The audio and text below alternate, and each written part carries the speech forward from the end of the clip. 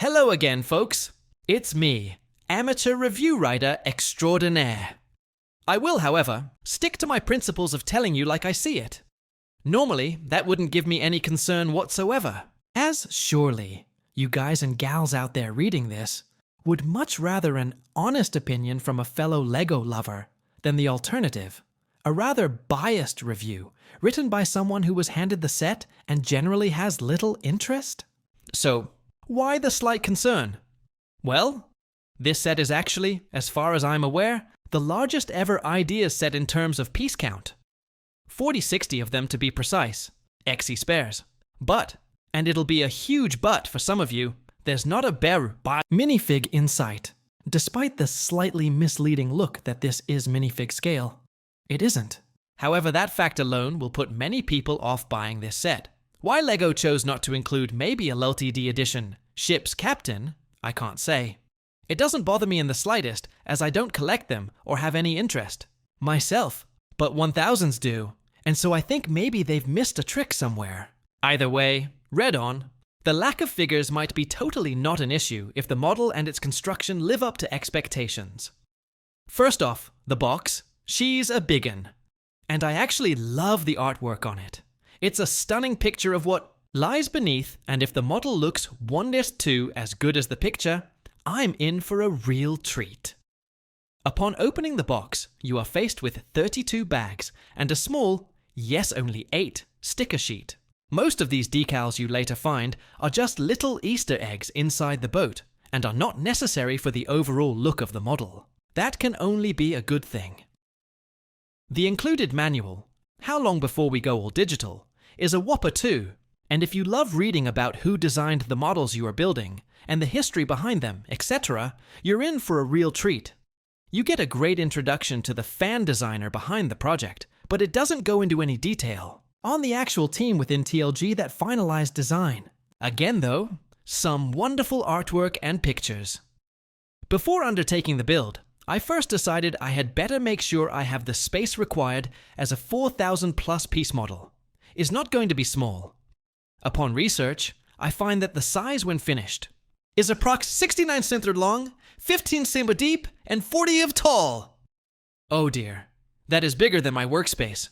So I'll need to get creative as the model gets taller, as whilst I have a bespoke build station, it's not really designed for this sort of model. My max height is closer to 20 centimeters than 40. However, my wife's has no height restriction, so I may have to let her in on the build as well, so that I can move it onto her space when I need to. The first few bags have you building the vast hull, and along with it, some of the Technic parts that will later be required for the functionality of the model. From what I can tell, at this early stage, I'm on bag 6 as I write. There is a small piston engine inside the boat, and a fair few cogs and axles that will obviously turn the paddle and the engine when you push the model along. Small wheel under the hull. It's all very well thought out, and not too Technic heavy. Just enough to keep you interested. After the build of the function parts, it seems the model will start to grow in height and detail at a rapid rate. Between bags 6 to 9, it gets super interesting, and lots of little Easter eggs come out to play. A small model of the first steam engine, a decal of the schematics of a piston, an ancient Greek Aeolipoli, look it up, and then even a full kitchen. All these small details are easy to construct and add to the experience. Although I'm building it using the digital PDFs, there is info on all the above in the manual. Very cool and a lovely touch. Not just an attempt to up piece count. It's, at this point, around bags 10 to 12, that you start to see that they have given you a lovely, quite well detailed minifig scale interior. But, at the same time, you now see why they haven't supplied any. Fitting even one in each area would be tight. It looks scaled for them, but clearly isn't. As I embark on the next 6+ bags, the model gains height and detail at a decent rate, and whilst the model is largely symmetrical, meaning you obviously have to build the same thing each side, it doesn't feel overly repetitive.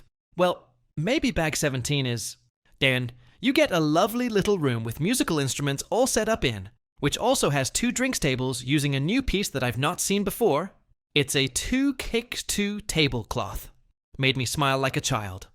Please note, I haven't even mentioned the bathroom with toilet, shower, etc. At this point, the model is starting to really take shape and certainly looks impressive. The length is a lot more than I was expecting, and I had to rejig my build station around to make sure I had enough room, and that's without the issue of its height. More about that later. After the slightly repetitive bag 17 and 18, you move on to the rest of the middle layer. Next to the music hall is the dining area.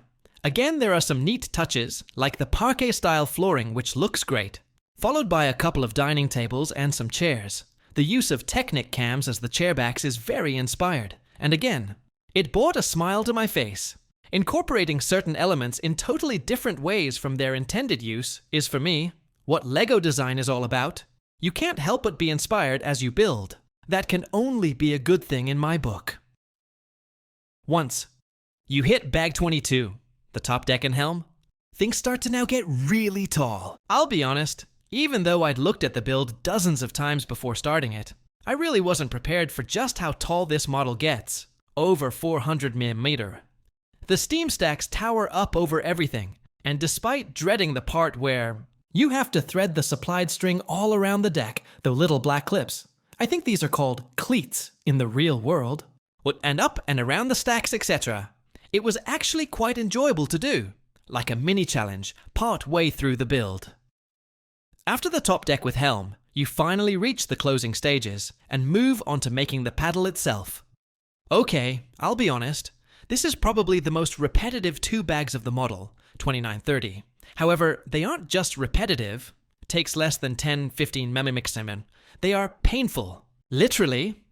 I strongly suggest you send your thumb on an intensive training regime now in readiness. I'll say no more. Once the pain of 2930 is a distant memory, you finish off the model by making the boarding ramps, which adds even more length. And finally, the display stand. I shall sum up as usual below. Pros: fabulous design. Easter eggs galore. Impressive size. Not as repetitive as you'd expect. Cons: no minifigure sheer size to display. You need cast iron thumbs for. Bag 29.